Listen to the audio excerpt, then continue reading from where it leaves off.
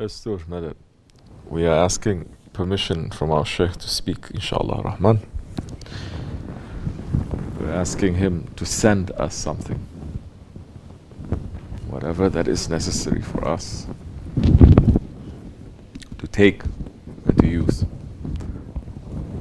whatever that is necessary for us in this way, not in this dunya, in this way. That's what we're here for. We're here to get sohbat, not the sohbat of Ahli Zikr. Some people are thinking, no. It is a sohbat of the Ahli Zikr. But some, they may come for zikr for different intentions, for different reasons.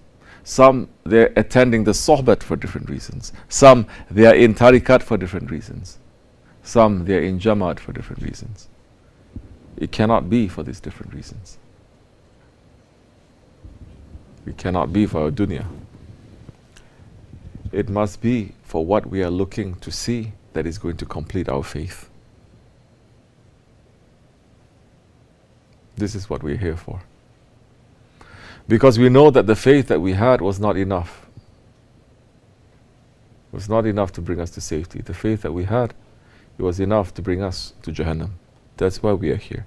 If you say my faith is enough and I don't need this sohbat or this gathering, this is jamaat, please, welcome to those who come, farewell to those who go.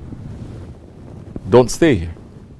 But we are staying here because we know that our faith is not enough, it is not complete.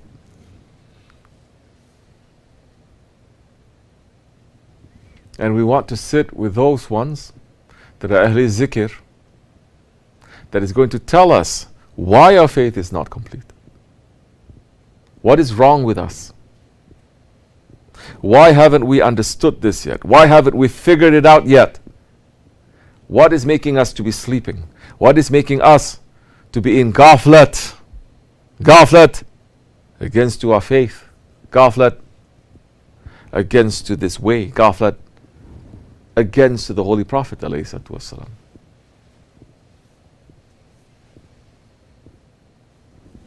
If we are not busy trying to find what is it that this enemy is doing, it will bring you down. One day is going to bring you down. You're climbing, climbing, climbing, you're reaching somewhere. You're gaining some things, but you're not aware of this enemy that is inside of you. One day, he'll just push you over the edge and you fall down. It's happening in front of our eyes over and over again. You are heedless. Heedless of what? Forgetting what? What do you want to remember? Everyone quick to say Allah. Don't be so fast. Hold your horses. What do you want to remember? Your Prophet. Hold your horses. We're here and speaking to murids. If you're not remembering the Shaykh, then if you're in ghaflat of our Shaykh, then the whole thing is broken. Nothing is going to work. You'll be building something, but it's going to fail. You can build empires, factories, you can build production lines, families. You can build millions in your banks, but it is going to fail. Because we are here to take the hand of our murshid and for him to guide us. This is the reason why. If you're not taking that hand, then you are going to fail. If you're not taking that hand and holding it tightly in this way, whatever that you're building up, because you've let go, and Allah is saying in so many ayats, so we give them the world. We give them sons. But their time is coming close, and it's all going to be for nothing. Don't think that those ayats is not for us too. It's not warning us.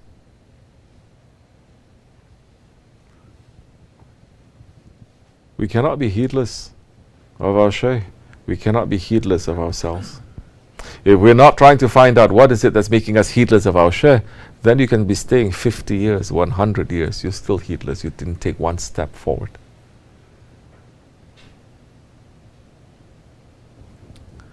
You understanding? And your enemy is going to trick you. He's going to find a way. He's going to trick you. Your job is not to follow your enemy. So many times, maybe you don't know who your enemy is. By this time, you still don't know. This time, it's unclear. I'm not making myself clear enough. Then ask. But if you're going to sit, and you're not going to communicate, you don't have sohbat, you don't listen, you don't speak, you don't talk, you don't think.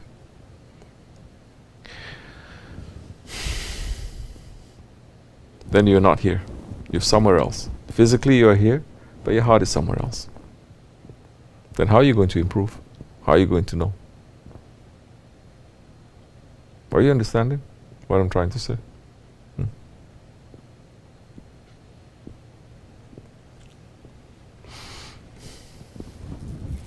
So we have a question. My brother just told me you have a question. Saying one Quran came to the whole of mankind, then why are there so many wrong interpretations of the Quran? Even in one verse, there's so many wrong interpretations, or so many interpretations. We come to this age now, in this age of confusion, they say, no, it's not confusion. These are alternate facts. These are opinions. These are points of view. This is my feeling. What I feel doesn't matter what I am, what Allah has created as. What I feel is what I am. Some they say, I feel like this today. Okay, then I change to become like this. Then later they change their mind. They say, I don't feel like that anymore. So they go back to it. Did you create yourself? But you're acting as if you are creator.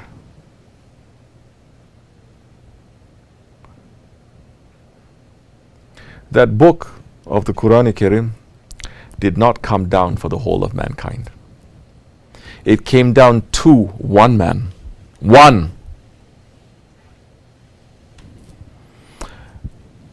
I don't really like that word also. It came down to him.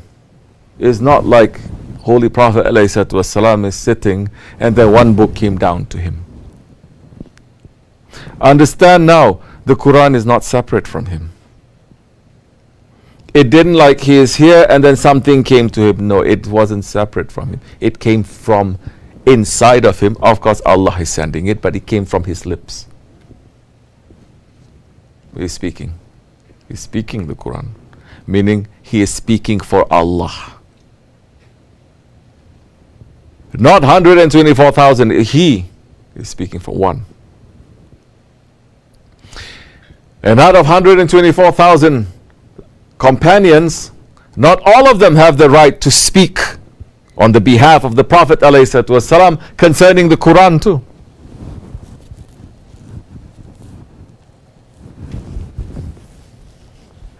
So many of them, they heard the wahi that is coming down. Some of them they can see. Some of them they can feel. And some they wrote. How many were able to write? A handful at that time. There were 12 who was able to write, but the rest of them, they memorized it and they put it in their heart. And they were going according to what the Quran is saying. From where? From Allah? They didn't see Allah. They didn't hear Allah. No Sahabi said the Quran came from Allah. They said we heard it from the Prophet ﷺ. Today's Muslims, we say Quran coming from Allah. We cut off Muhammad Rasulullah completely. So when you're not holding on to the Risalat, when you're not holding on to that Prophet, so in reality you're saying La ilaha illallah, I am Rasulullah. I'm the one who is going to be representing my Lord, reading the Quran for my own faith. For over 1,000 years, this was forbidden. It brings so much confusion and violence in this world, and it is the wrong thing to do.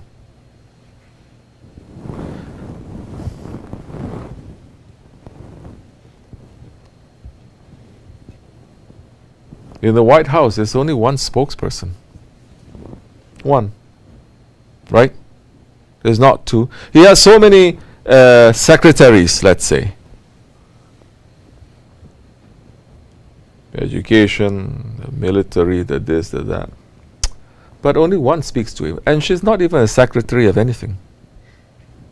She's not. He's standing and she's speaking. No one has a right to speak on behalf of that president except for this one woman. If it is so strict, that protocol, in this dunya, in this White House, you think there is no strict protocol in the divine authority? Why not everybody speaks for the whole White House? Everyone speaks for the president. Why not?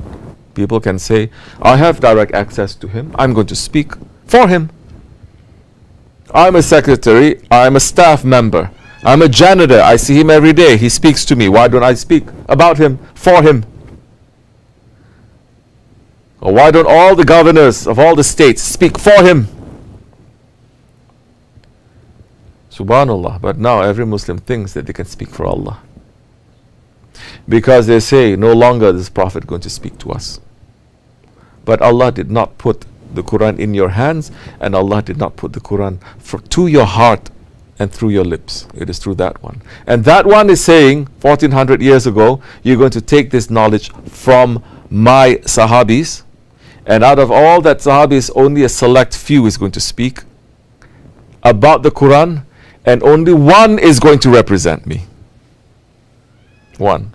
Not two, not three. They could have said, why not? Abu Bakr Siddiq, Hazrat Ali is going to be speaking. Why not all of us? Let's have a council. Sitting, 4 people, or 12 people, or 100 people, or 313. They didn't, one. And that passed.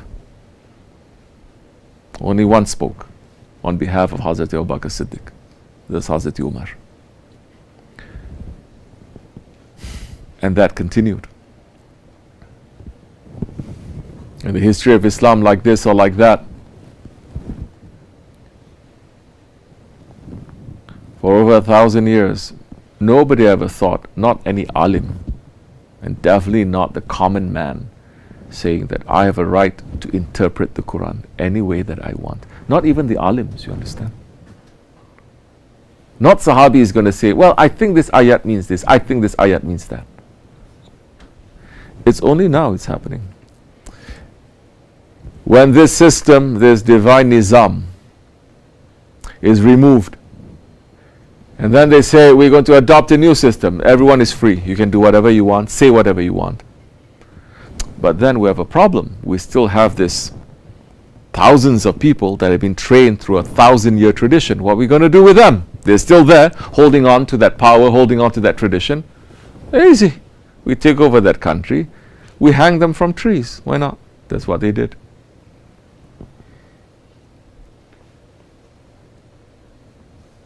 So now it's open. Now we train new people. And we must train them. This Quran, Allah is addressing mankind. So we can take these ayats and we can fit them into any way that we want. It's come to the time now when there are some Muslims who are saying this ayat doesn't fit to this time, we should throw it out. Forget about the hadith. They already take out Muhammad Rasulullah anyway. And some so smart 20 years ago, 30 years ago, they say, Quran is in some mathematical,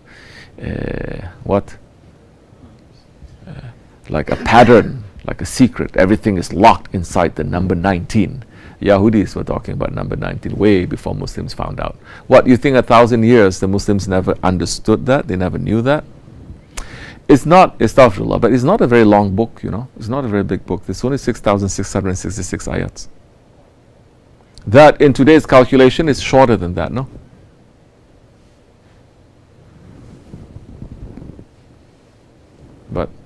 Then they got so excited by this.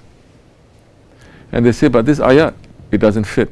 Throw it out. This ayat doesn't fit here. Throw it out, throw it out, throw it out. And they're doing exactly what earlier generations of people who deviate from the prophets they're doing. Now they're doing over 1,400 years later. Not before. Not before. Because before there was authority, and before there was a system, and before there was a check and balance, and before there was power to stop these shaitans from coming up and from taking control. They come up a little bit. They come up a little bit. They come up a little bit. But it's not disturbing and it's not corrupting the whole system, the whole people. Now everyone is corrupted. How are you going to tell that kid now who goes to school? You say, you cannot just take Quran open and read it like that and take its rulings for your life. You cannot take that constitution of this country and read it and take its rulings for your life and just make things up and say, Constitution is guaranteeing me this. So that's why now there's so many wrong interpretations, because for a while there was right interpretations. I'm not talking about differences in interpretations. People, they're different people. When they're given the authority, then there's the level of scholars who's going to make interpretation. But the scholars always say we defer to the awliya Allah. The scholars never say we are better than the awliya Allah, because we know the outside, but the friends of Allah, they know the inside. They say this is what we know. And at that time there were so many that they were awliyas, both scholars and awliyas too. That they were inside, this is not separate. They were inside the system of academia and they were controlling it, especially during the time of the Ottomans. They're not two separate groups like that so much. They killed the scholars, they killed the awliyas. What are you going to be left with? Idiots. Disobedient, arrogant idiots who's just going to take the Quran. There is no protector, there is no authority on that. There is no Shaykhul Islam. There's nothing there. They're going to take it and they're going to use it. Because the meaning of the Quran, it is not up to us. The meaning of the Quran, it is up to the author of the Quran, and that is what Allah has put the meaning that is there. He puts the meaning, not you, not us. If you want to understand the meaning, you have to understand the author.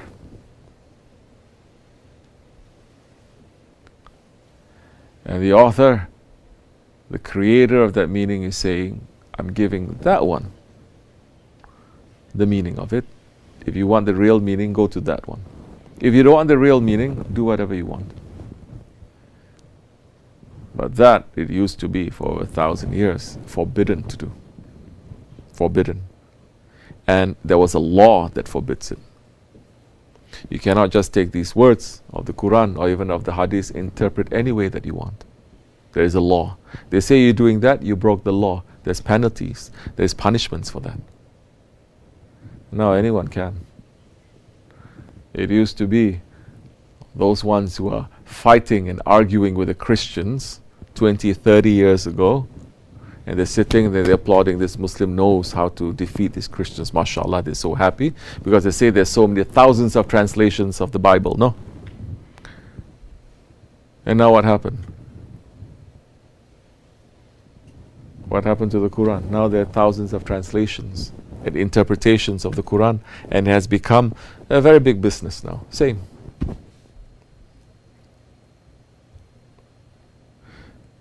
Do you want to know the real meaning of the Quran? The meaning that benefits you? Then ask Allah to send you that one who can tell you what is the Quran for you, for your purpose, for your life. If not, it's up to you. People today, they don't even have any shame. They say, why I have to follow any scholar? Why I have to read and know anything? Why I even have to know Arabic? But there are still holders of the secrets of the Quran. If you want that, ask Allah for it sincerely. He will send it to you. One time on 39th Street, Somebody was trying to argue with Shaykh Effendi and saying, sohbat that you're giving, it's like this, it's like that, it's not Islam, it's not. Shaykh Effendi, he doesn't get like that, especially in 39th Street so much. He got very jalal. And he says, every word that I'm speaking is Quran. All my sohbats, it is Quran. And when you look at all his sohbats, it is concentrating only on the Quran.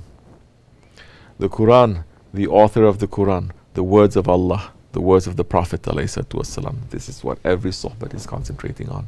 Not only that, but concentrating on how this book of the Quran, it can make our book to become clean. Our book that we're going to write there instead of our nafs, our idols, our ego, our arrogance. That book, when you open it, it is only going to say Allah, Allah, Allah, Allah, Allah. And everything that Allah loves will be there. And everyone that Allah loves will be there too. May Allah forgive me.